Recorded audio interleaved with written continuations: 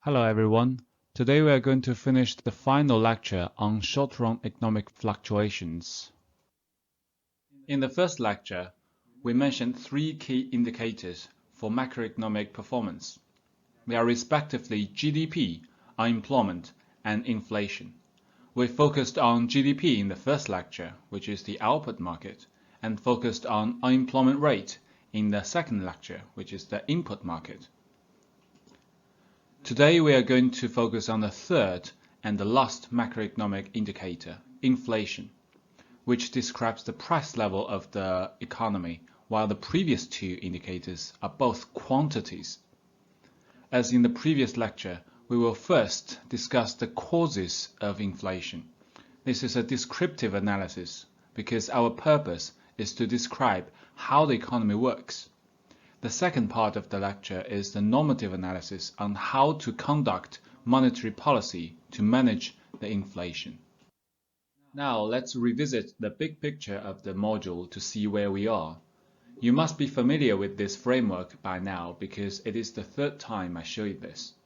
And I will show you this map in the beginning of every lecture. It is like your navigator for you to drive through the country of macroeconomics. So we are still talking about the short-run economic fluctuations or business cycles. But today's focus is on the price level of output market and the role of monetary policy in reducing fluctuations. Note that fiscal policy and monetary policy are the two most important tools for the government to reduce business cycles. We have discussed the fiscal policy in the last lecture, and we are going to discuss monetary policy in this lecture. If we zoom into the city of macroeconomics to be visited today, a map for the lecture would be helpful like always. Building on the understanding of the three key macroeconomic indicators in previous lectures, the lecture today places a special emphasis on the link between inflation and unemployment. There is a well-documented relationship between unemployment and inflation, the Phillips curve. This is a short-run trade-off between the two variables. That is to say, a higher inflation is associated with a lower unemployment, and vice versa. Other sections of the lecture contribute to the understanding of causes and effects of inflation and how we can manage inflation with the help of monetary policy. Section titles are attached to corresponding themes to navigate your reading. So we will have two tasks today. The first is a descriptive analysis, answering why inflation matters, what causes inflation, and how inflation is related to unemployment rate, with or without expectation.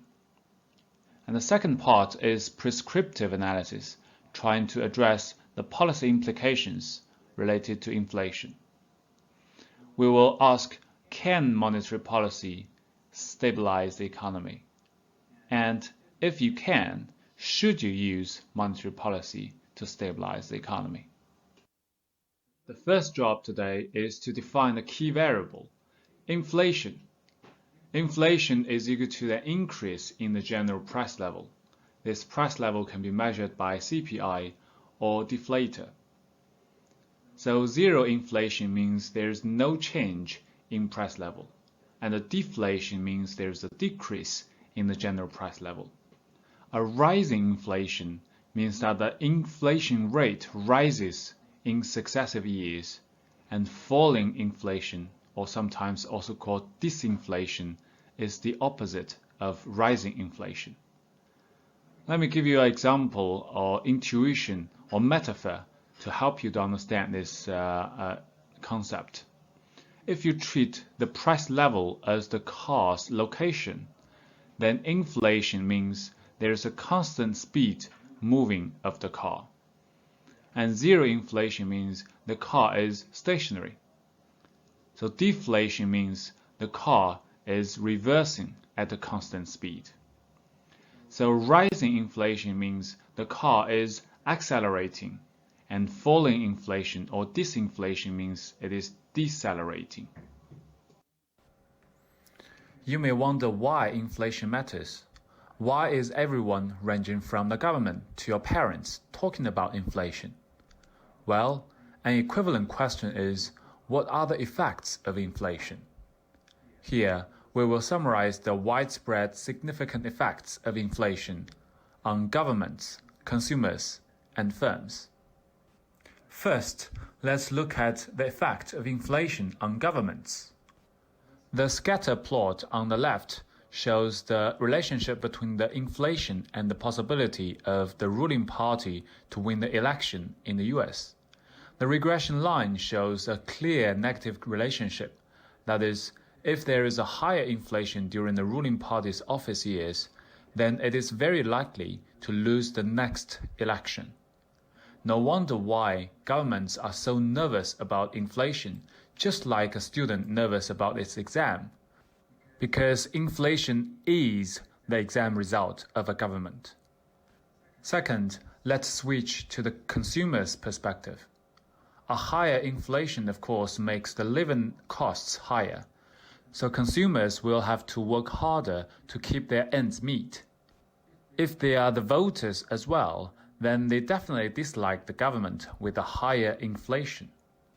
Furthermore, in a dynamic setting, when consumers can borrow and lend in the financial market, consumers with nominal debt will benefit because they effectively return less money to their loans.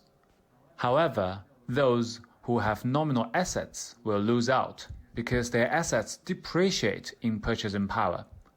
Now you understand why your parents are so worried about the inflation, because inflation makes you richer or poorer almost immediately.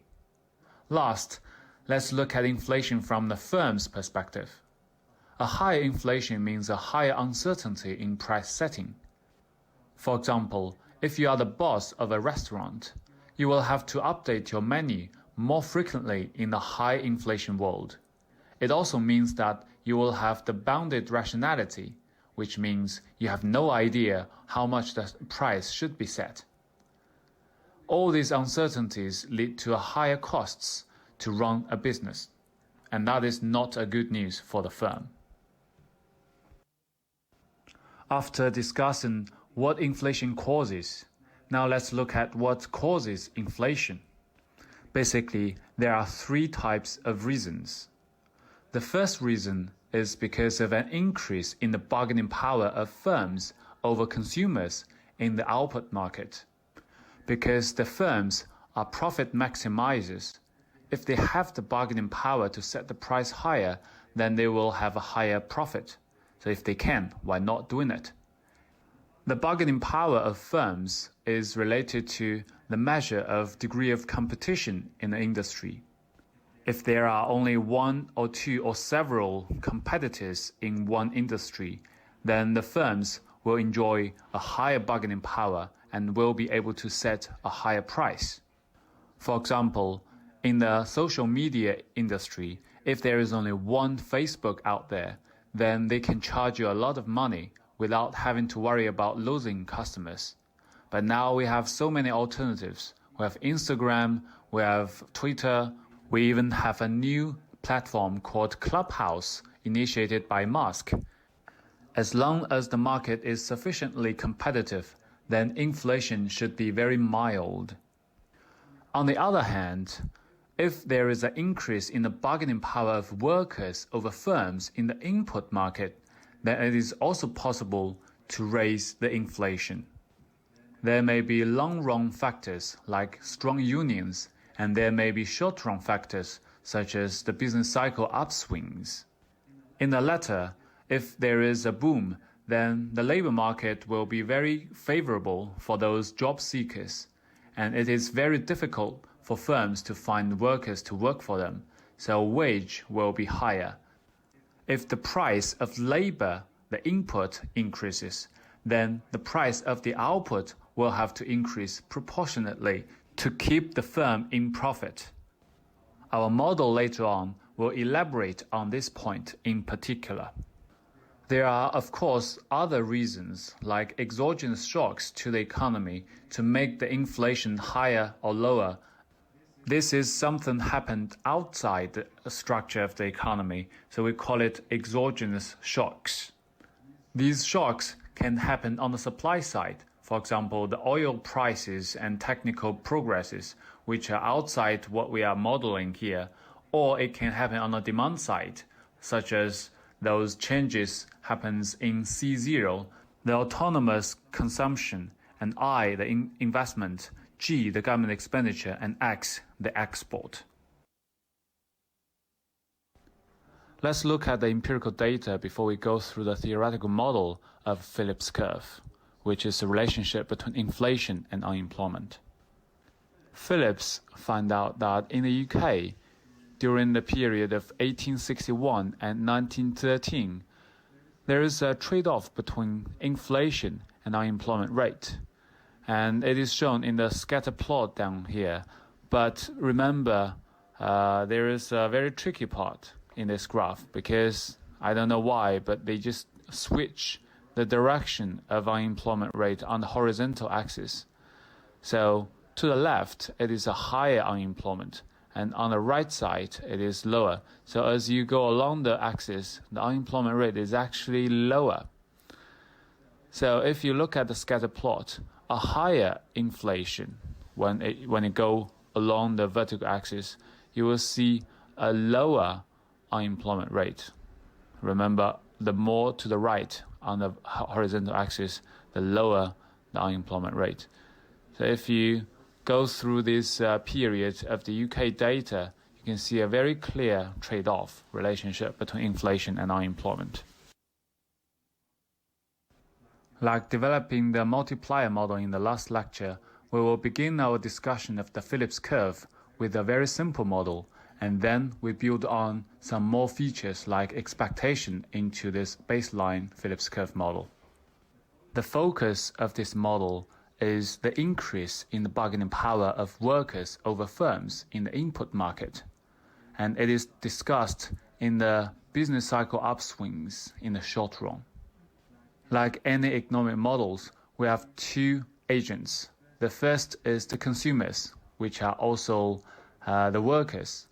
They are the demand side of the output market, but they are also the supply side of the input market. The second agent is the firms, which act as the supply side of the output market and a demand side of the input market, because they demand for labor and provide goods in the output market. Correspondingly, there will be two markets, as we mentioned. There is an input market. In this case, it's just a labor market, and there is an output market. The input market is the same as we discussed in Unit 9. We have two curves to describe the labor market, the price setting curve and the wage setting curve. One is to describe when the firms are happy in the input market, and the other is to describe when the workers are happy. And both are derived from maximization problems of individuals, like firms maximize profit and workers maximize utility, and both will lead to a curve in this labor market, and they are what we call price setting curve and wage setting curve. On the other hand, in the output market, this is the same as we discussed in Unit 13. There are two sides of the market, just like in any market. We have a demand side and supply side. The aggregate demand of the output market is equal to C plus I plus G plus net export. And in the short run, the supply side has to be equal to the demand side. This is a very typical Keynesian assumption. The supply side is determined by the demand side. Now let's derive this simple model without expectation of the Phillips curve. Firms have two roles in two markets, but there is only one purpose of the firms. That is, they try to maximize their profit by setting nominal wage in the input market and set the nominal price of output in the output market. These two business decisions are actually done by two departments of a firm. The nominal wage is set by the HR department of the firm, while the output price is set by the marketing department of the firm. We will not repeat what we have already done in Unit 19 to describe how firms make decisions, but basically this is a profit maximization behavior. Now turn to the workers. workers care about the real wage rather than the nominal wage, because ultimately they want to purchase goods for their consumption. So however much you earn doesn't matter. What really matters is how much you can buy using this W. To distinguish between these two types of wage, we use the little w to indicate the real wage according to the economic convention, and the big W is the nominal wage. So workers care about little w, not big W. And according to the definition of real wage, it is equal to the nominal wage big W divided by the overall price level big P. It represents the actual purchasing power of your wage in the output market. So in booms, unemployment rate is quite low. The HR department of the firm needs to set a higher wage to attract more workers to work for them. This reaction chain here describes what we have already covered in previous lectures. A boom means a higher output Y, and a higher output means a lower unemployment rate according to the Auckland's law. And a lower unemployment rate will make wage higher according to what we just argued, due to the scarce labor in the labor market. Anything that is scarce will have a higher price, and labor is just this special case. But this is not the end yet. The marketing department of the firm will have to raise the price of the output so that they can cover this higher cost of labor. And that will make P increase, leading to a higher inflation in the economy. However, if the nominal wage and nominal price change at the same time, then the real wage, little w, will stay unchanged. That will make the workers very disappointed after realizing that they are earning exactly the same real wage, even in the boom. So in the next period, the workers may require for a higher nominal wage to compensate for their demand for a higher wage. But as you know, it won't happen because the firm will just push the price even higher to maintain its profit. This is known as the wage price spiral year after year.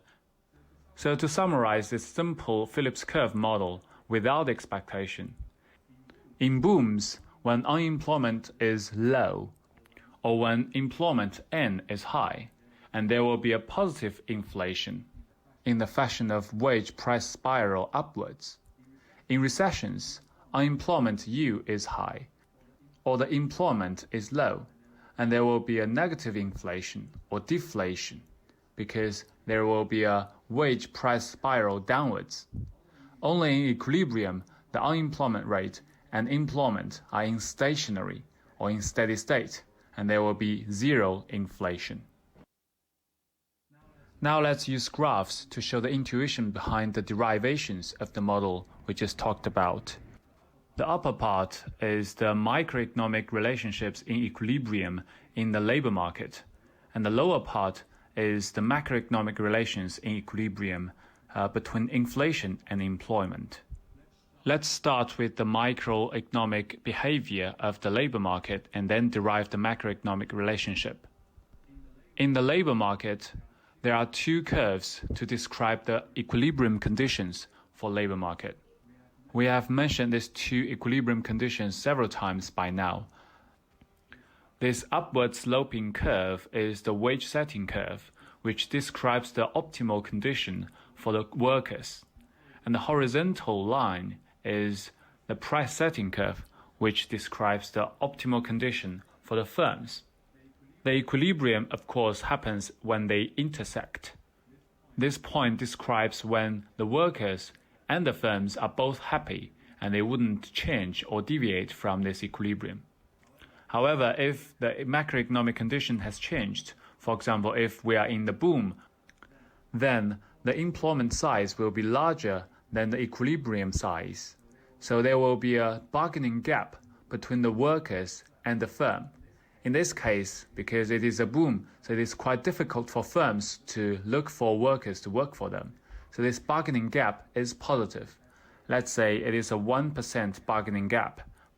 In other words, the workers would require for a 1% pay rise to motivate the workers to work for the firms in the boom.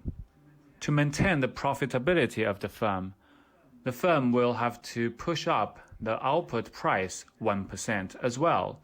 This translates to the output market price rise, or a 1% inflation in the output market. Reversely, if we're in a recession, then there will be a bargaining gap between the workers and the firm in the other way around. The firms will have an upper hand in negotiation because it is quite difficult for workers to find a job in recessions, and unemployment rates will be higher in this case.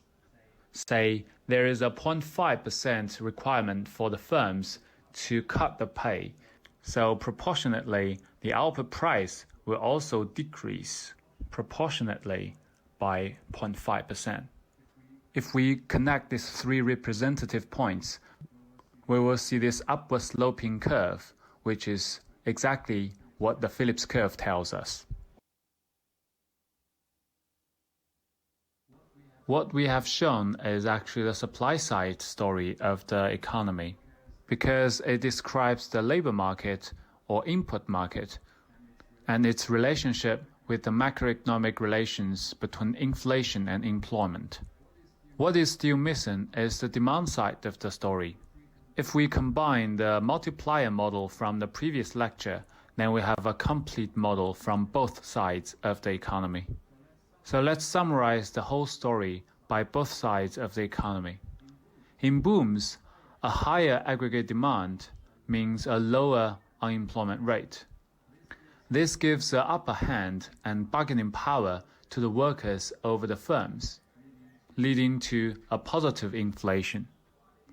In recessions, on the other hand, lower aggregate demand leads to a higher unemployment, and that gives a negative bargaining gap for the workers over the firms, which leads to a negative inflation or deflation.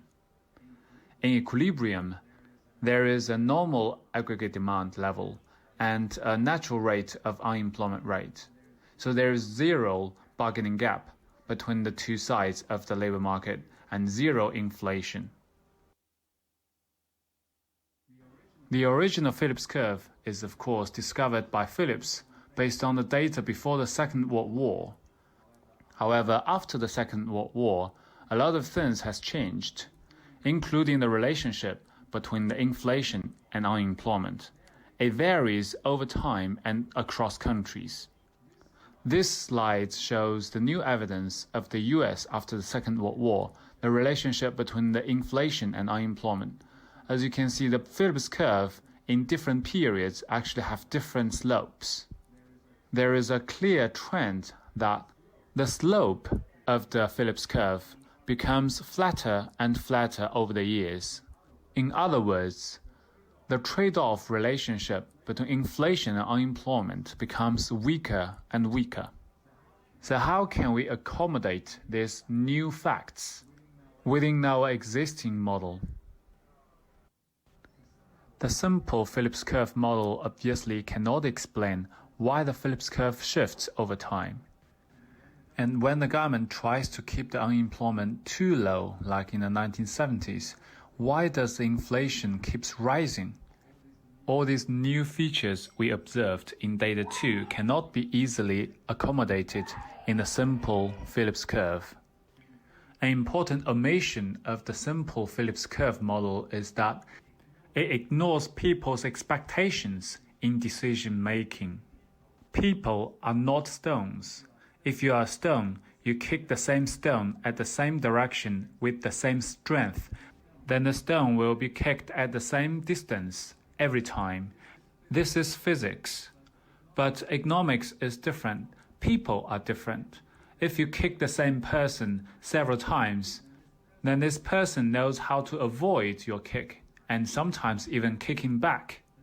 The difference here is that people knows how to collect information and rely on the past to forecast the future. It's just like the expectation of rain based on the building up of clouds. People knows how to expect the rise of prices based on previous experience. Therefore, to explain inflation, expectation is also important. in addition to the battle between workers and firms over the bargaining gap. So imagine you are a worker and you got disappointed in the previous year due to this wage price spiral. Then you will adjust your expectation for the future and ask for a higher wage, because you know that you will be disappointed again if you ask for exactly the same pay rise this time. Like a famous quote of Abraham Lincoln goes, "You can fool all the people some of the time, and some of the people all the time, but you can't fool all the people all the time." Now let's see how to integrate expectation into our simple Phillips curve model. Like before, we have a labor market model on the top and the Phillips curve model at the bottom. Assume that there is a 2% bargaining gap on top of a usual 3% inflation. In a simple model without expectation, a lower unemployment rate is always associated with this 2% inflation forever, in the fashion of wage price spiral upwards. And the workers will be disappointed every year with the same real wage. Well, if people have expectations, then workers will see this coming. They know that they will be disappointed if they require exactly the same 2% pay rise every year. So they will take that into account in their expectation. Therefore, instead of requiring for this 2% pay rise to match with their previous expectation, they would ask for a 5% pay rise, because the bargaining power is 2%. And this 2% has to be added on the 3% inflation, which is going to happen no matter what. Well, this is just the workers' side. The firms are not stupid either. They will have to profit as well. If they see this coming, they will raise their output price by 5% as well to cover this additional cost, resulting in the rising inflation or acceleration of price year after year. So the workers will still get disappointed, even though they require a higher pay to cover the expected inflation. This is like chasing the horizon. The further you go, the further the horizon is from you. So you can never chase up to this horizon, because the reaction of the firm will make all your efforts in vain. But people do have expectations, both the consumer and the firm. So it will lead to this rising inflation or acceleration of price level after all. To summarize, we have two key mechanisms to determine the inflation in the economy. The first one is the basic one. It is the bargaining gap between the workers and the firms in the labor market during the business cycles. And this mechanism is magnified or accelerated by the forward-looking expectations of the firms and the workers. The textbook provides some other analysis based on these two mechanisms of inflation. For example, the responses following supply-side shock and demand-side shock, and even some external shocks. And this is an extension of what we have done here. But the basic two mechanisms are the fundamental mechanisms to be used to analyze the facts. Now we have finished the first task of today's lecture, the descriptive analysis to model the inflation and explain how inflation is formed. Now let's turn to the second task of today's lecture, the normative or prescriptive analysis. This is related to the monetary policy that can be used by the government to stabilize the economy, especially the inflation. The first question we would like to ask is, can we do anything in monetary policy to stabilize the inflation during the business cycle? Well, of course we can. Otherwise, why do all countries have central banks to implement their monetary policy? Central banks have a lot of instruments they can use to implement monetary policy, but the most important one is called policy interest rate. In the UK, it is controlled by the Bank of England, which is the central bank of the UK. As illustrated in this flowchart, we can see that there are several different channels for policy rate to influence the inflation. For example, a change in policy rate will of course affect the market interest rate because they are changing at the same time in the same direction. And if the market interest rate changes, the domestic aggregate demand and net export will be affected. And that will be translated into the aggregate demand. A higher or lower aggregate demand will affect the inflation in the market. So that is the first channel of policy interest rate to affect inflation through the market interest rate. The second channel is the asset price. After the change in policy rate and market interest rate, the asset price will fluctuate. For example, if you know that the interest rate is going to rise, then it is probably not a good time for you to buy a house because the mortgage burden on you will be increasing and the demand for house will decrease. So the price of the asset, the house price, will of course drop. And this will affect your aggregate demand as well because you become richer or poorer. And again, it will affect the inflation in the economy. The third channel is through the expectation or confidence of businesses and the households. If the interest rate is going to rise, then it makes people feel more pessimistic about their income in the future because of all these pressures in the output market. So that will also affect the aggregate demand in the same way, and then inflation will also be affected. The last way is through the external channel, the exchange rate.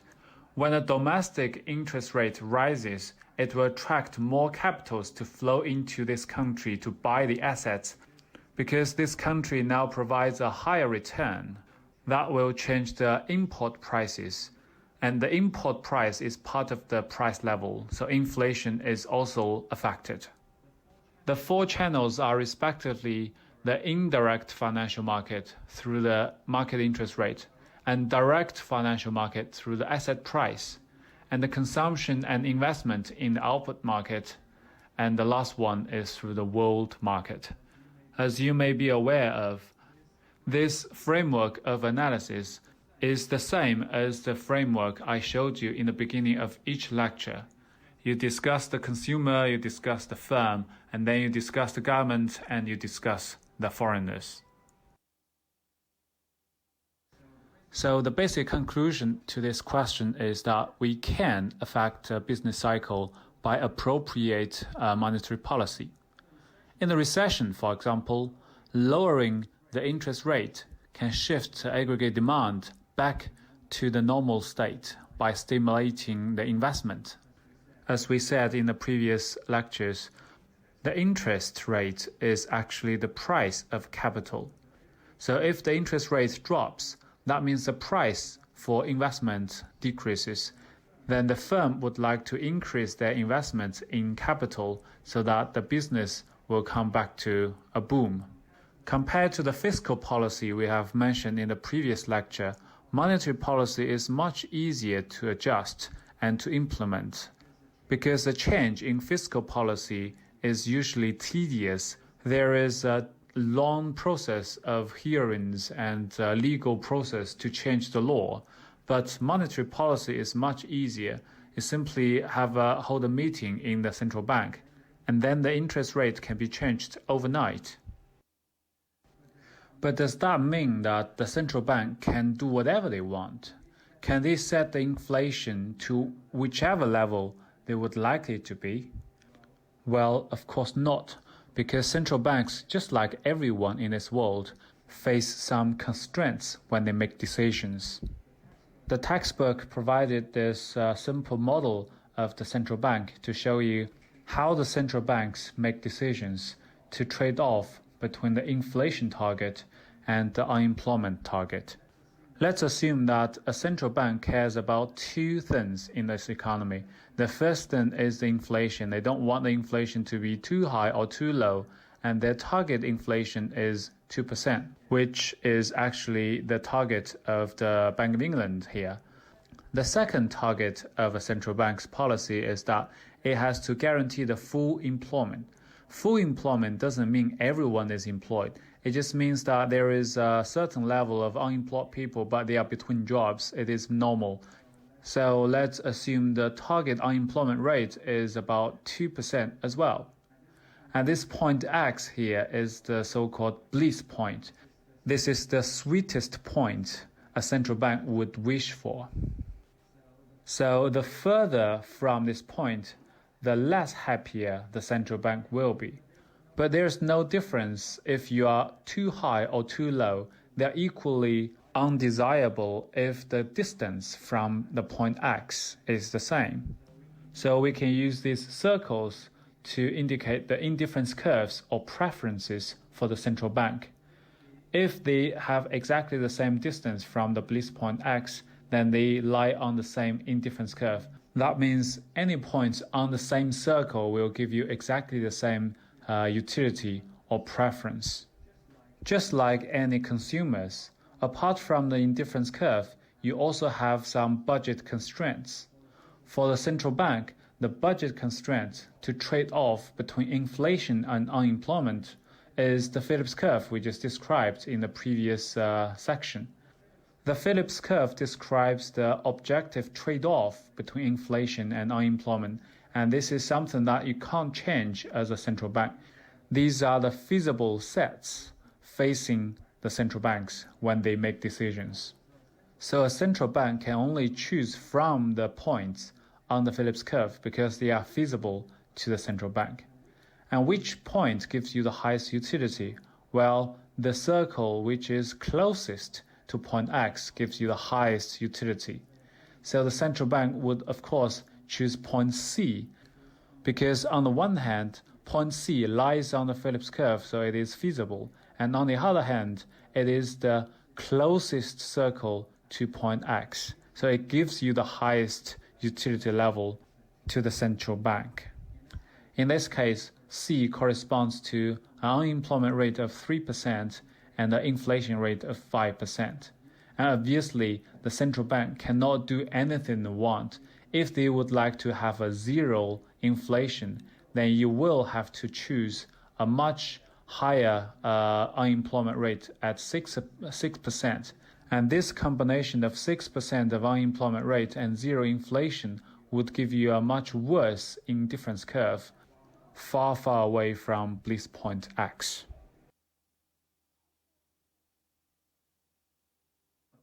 Apart from the Phillips curve, which constrains a central bank of what it can achieve using monetary policy, there are other two limitations of monetary policies. The first one is the zero lower bound. Because the interest rate is a rate, it can only be as low as zero in most cases. In practice, there are some negative interest rate, but most of the time, interest rate cannot be lower than zero. What does a zero or even negative interest rate mean in practice? Okay, just think about it.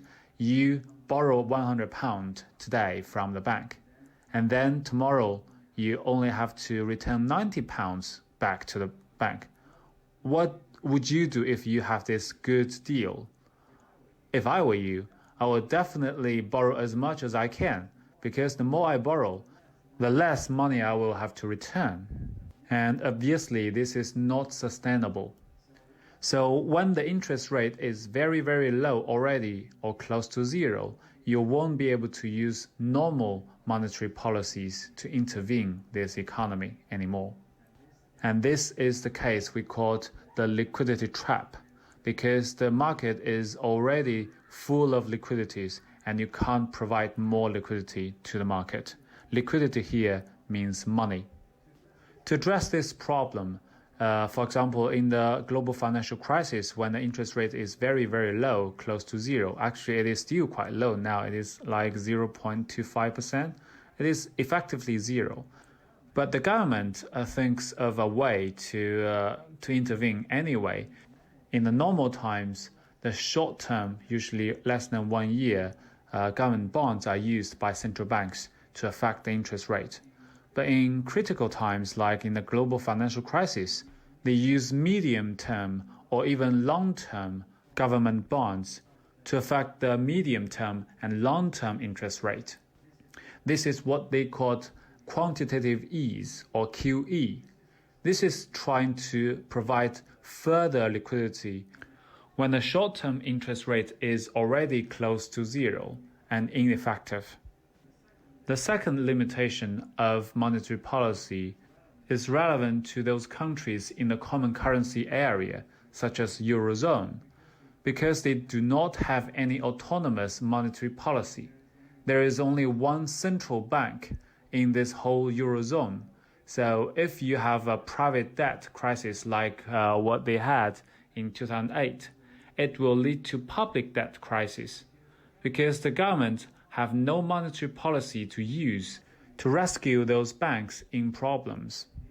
The only choice for the governments in Eurozone, like Greece and Italy, is to use fiscal policies to borrow money from the public rather than to issue more money. And that is the origin of the public debts crisis in 2009, following the private debt crisis in 2008. Now let's turn to the second normative question. If we can, should we use monetary policy to stabilize the inflation of the economy during the business cycle? There are basically three opinions here. The first one is the Keynesian school of thought, developed after the Great Depression in the 1930s. This is actually the mainstream economic school of thought after the Second World War up until 1970s, when the oil crisis kicked in. The key proposal of the Keynesian school of thought is that central banks should use active countercyclical monetary policies to stabilize the economy. So when we are in booms, then we should increase the interest rate to cool the economy down. And when we are in recessions, we should lower the interest rate to stimulate the economy up. The second school of thought is monetarism. It's basically proposed by Friedman in the 1960s. Friedman and other economists like Lucas, they realized that if you use the monetary policy too much to manipulate the economy, then people's expectation will be distorted, and that will confuse people when they make decisions. And the effectiveness of monetary policy in stabilizing the economy will be weakened, just like what happened in the 1970s. So the fundamental proposal of the monetarism is that the best thing a central bank can do is to do nothing.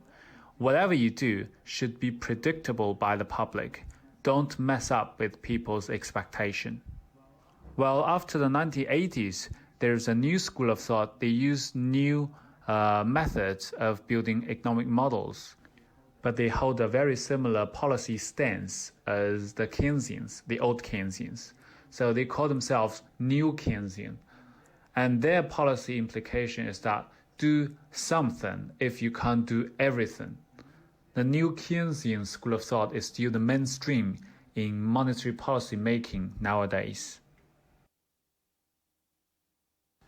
To summarize, today we have discussed two things. The first thing is how to model inflation using the Phillips curve model, with or without expectation. The simple model can be used to explain the fluctuation of inflation over the normal business cycles, but the expectation model can be used to explain the stagflation after the 1970s and in the Great Depression after 2000s. The second job we have done today is the monetary policy implications. We first of all answered, can we stabilize the economy by monetary policy? And our answer is yes, we can, but there are some limitations and constraints. The second normative analysis we have done is, should we stabilize the economy using monetary policies?